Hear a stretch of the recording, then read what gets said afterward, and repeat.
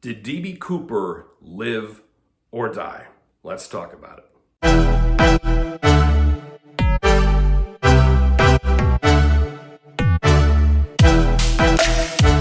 Hey friends, how you doing? Eric Ulis here.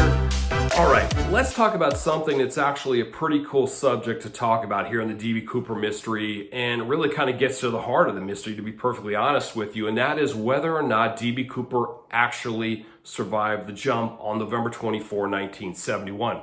I'm going to tell you right from the get-go that I am 100% convinced that DB Cooper survived it. And I will say there are very few things in this case that I am 100% certain about, but that is one of them. I am absolutely certain that DB Cooper survived the jump and frankly just walked away. Now, this isn't just wishful thinking on my part. I think the evidence points to this fact pretty clearly, and I'll discuss some of this right now. So first of all, let's talk a little bit about what the weather conditions were that night, because there's a lot of bad information out there. There's a lot of misinformation out there regarding what the weather was like that night. At the time DB Cooper jumped, which was approximately 8:13 p.m., the temperatures at ground level were about 40 degrees. And there was a little bit of a drizzle, a little bit of rain that evening, but really nothing more than that. There may have been a little bit of a breeze at the higher altitudes at 10,000 feet where he jumped, but at ground level it was relatively pedestrian, somewhere in that 10-mile-per-hour range. Now, one thing that's interesting to note as far as this goes is when I was filming my show for the History Channel on History's Greatest Mysteries, The Final Hunt for DB Cooper, we actually had a survivalist that joined us who was part of our show, and we talked about this. Specifically, could this guy survive once he landed? Because I think parachute experts will uniformly agree that if he deployed the parachute, if he had the opportunity to actually pull the ripcord and deploy the parachute, he was delivered to the ground alive. That doesn't seem to be in dispute here. So the question then becomes, how easy or how dangerous would it be for him to actually get out of the area, considering he's probably wet, a little bit chilly, the conditions that I mentioned already. Our survival experts said that as long as he could continue to walk, he would be generating enough body heat, enough warmth to keep him alive. So if he landed, let's just pull a number, let's say 10 miles. Let's say this guy had to walk 10 miles, for example. All he has to really do is just continue to walk. So if he's not injured, if he lands and he's not injured and he has the ability to continue to move and to continue to walk, he's accomplishing a couple of things. Not only is he getting close to civilization or back to civilization, which is obviously critical as far as survival is concerned because you need food and shelter and all the rest, but he's also generating body heat, and that's going to help keep him alive. So hypothermia, things of that nature will not set in. So that's critically important as far as that's concerned. So let's talk about something else here, and this relates to where he landed, where he ultimately landed. Now, I'm on the record as saying that I believe that DB Cooper actually landed very close to Tina Bar and actually walked to Tina Bar that night and temporarily buried the cash before he walked back into town, into Vancouver, Washington.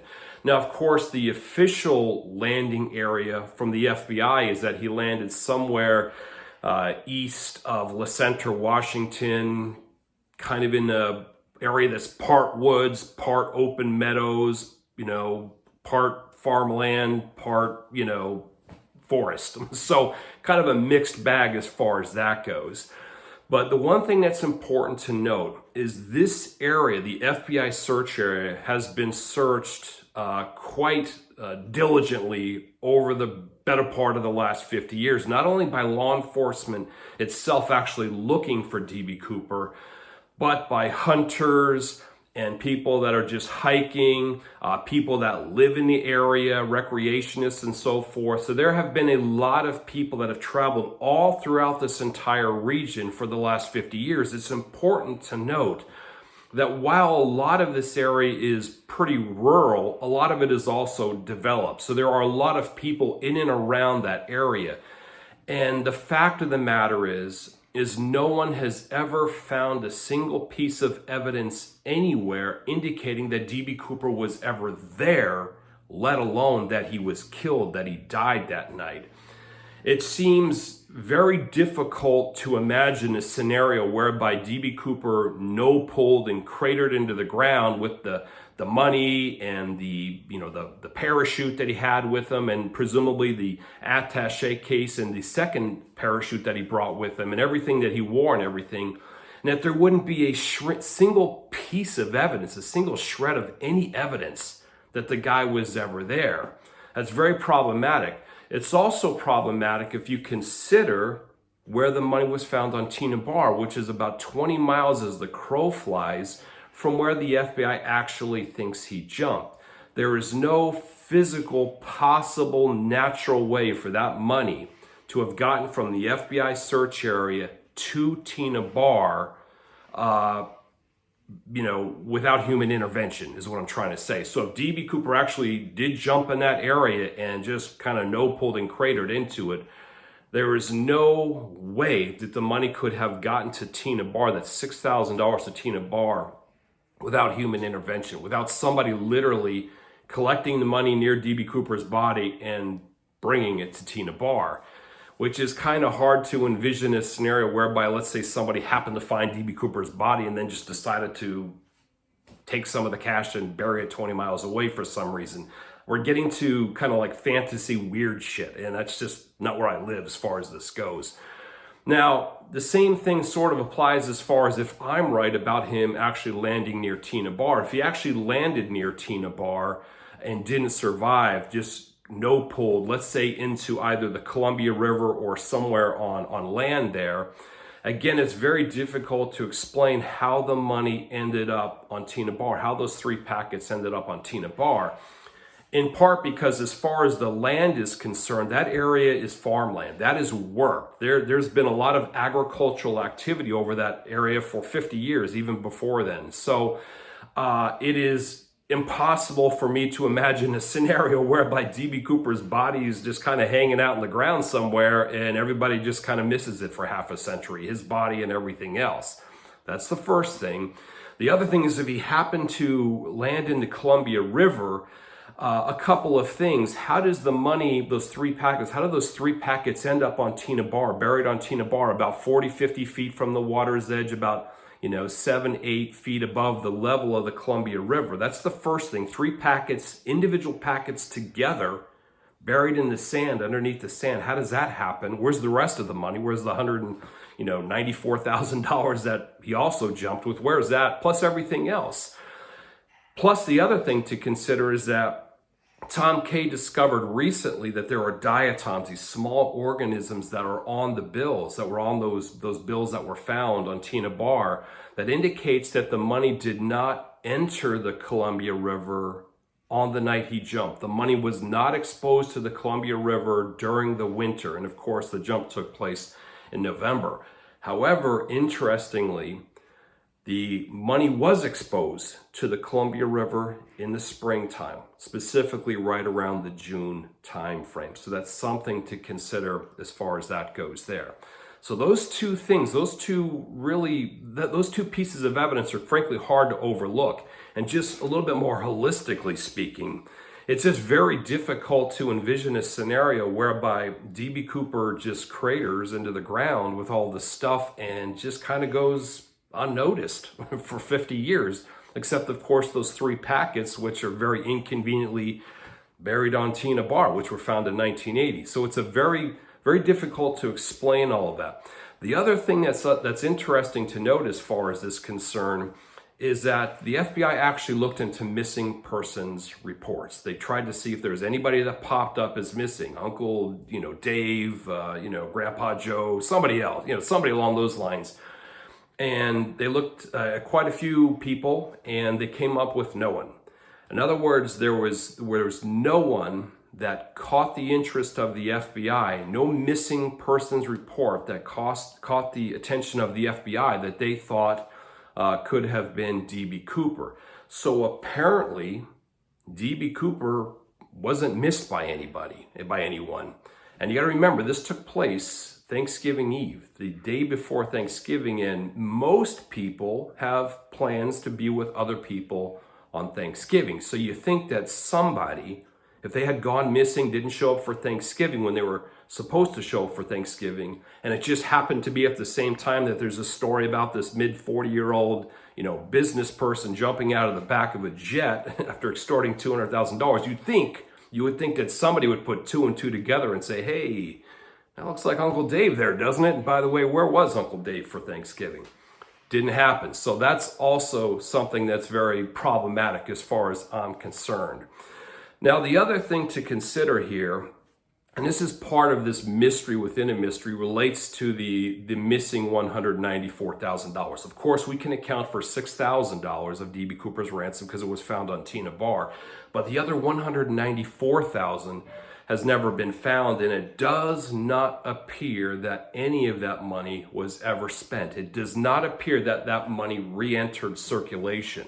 Now, it is possible that some of the money was spent, a portion of it, and it just went unnoticed. I suppose it's also theoretically possible that all of it re-entered circulation eventually and was spent and it just went unnoticed. But my understanding is that it's highly unlikely. It just seems likely that at some point, one of those, missing $20 bills, and remember, D.B. Cooper was initially delivered 10,000 $20 bills. Of course, a portion were found, but the rest of those $20 bills, you would think that one of them would have popped up somewhere. And indeed, people have been looking for these bills for 50 years. There have been rewards put out by newspapers, magazines, law enforcement. In later years, we've had the internet and new technology, frankly, that we could leverage as far as punching in serial numbers and so forth. There have been books that have been published that have the listing of all of the serial numbers of the bills. So it's not like this is something that's just kind of completely flown under the radar for the last 50 years. The other thing that's important to note, there have been stashes of cash found in other places. For example, there may be somebody who discovers $50,000 in a wall or in a floorboard. And there have been stashes of cash that have been found. And I'm assuming, I don't know for sure, but I'm assuming that FBI looking into some of these stashes of cash that have been discovered over the decades would cross-reference a lot of the bills that are in there to see if there is some sort of, tie-in with an unsolved crime, bank robbery, or what have you, or, for example, something like the D.B. Cooper skyjacking. Again, thus far, nothing has come up as far as that's concerned. So that is kind of a mystery within a mystery. And I know a lot of people point to that and say, hey, listen, the fact that the money wasn't spent seems to indicate that the guy didn't survive. But it's not as simple as that because of the things that I mentioned, that there are no missing persons reports, nothing's ever been found where you would think to have found something related to D.B. Cooper. There's a lot more than meets the eye here. As far as the mystery of the money is concerned, I just think it's likely that the money was stashed for several months before D.B. Cooper retrieved it, and perhaps something materially changed in his life during the, let's say, 6 or 7 months before he actually secured the money that got him thinking perhaps this is not the time to be spending all of the money. Maybe some of it, but not all of it. Because I've said this before, I believe that D.B. Cooper was not a career criminal. I think this was a one-off event. And I can say with some degree of certainty that if there's one thing that D.B. Cooper valued more than the money, it was his freedom. So I think if D.B. Cooper was genuinely concerned about his freedom, the idea that perhaps he's being surveilled or he thinks he's being surveilled or that law enforcement is sniffing very close to his orbit, he may have decided to kind of hang low for a period of time because he didn't want to run the risk of getting caught with the money in his closet, kind of like Richard Floyd McCoy, who got caught with, $500,000 in his closet and is pretty much, game over at that point as far as that's concerned. So, but it is somewhat of a mystery within a mystery, but those are my thoughts with respect to that. Okay, friends, that's it. Those are my thoughts. I've just touched upon this, D.B. Cooper survival thing. Like I said, I'm 100% certain that the guy survived. There are many other things that also point to that as well. Having said all that, if you disagree or agree, feel free to send me an email, eric@ericulis.com. I'll make sure I take the time to respond to the email if it's not, if it's cool, it's all good. So until next time, folks, cheers.